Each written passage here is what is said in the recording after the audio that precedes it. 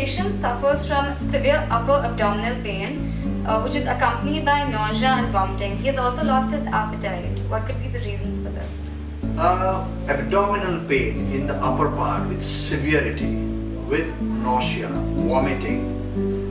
This could be because of many reasons, but one of the most common reasons is pancreatitis.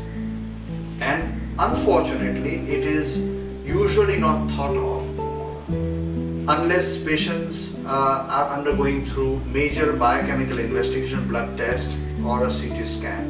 If a patient has severe pain in upper abdomen, that could be because of stone in the gallbladder, stone in the bile duct, or severe pancreatic inflammation. Now, pancreatitis can happen because of stones in the gallbladder, and the diagnosis of that can be made on blood test, which will show the elevated enzyme levels of the pancreas, as well as ultrasound, which will show if there are any stones or inflammation of the pancreas. Any patient with pancreatitis should be taken seriously and should undergo proper care in a hospital setting.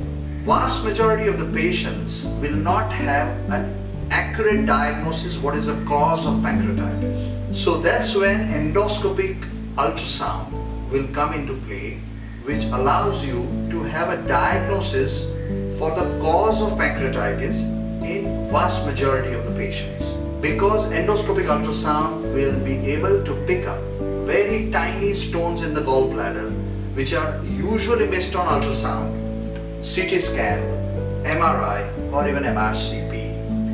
So endoscopic ultrasound is the cornerstone investigation for diagnosis of cause of pancreatitis. So it is my urge and my appeal to all patients who have suffered from pancreatitis to consider endoscopic ultrasound as the most important investigation before they do any definitive treatment.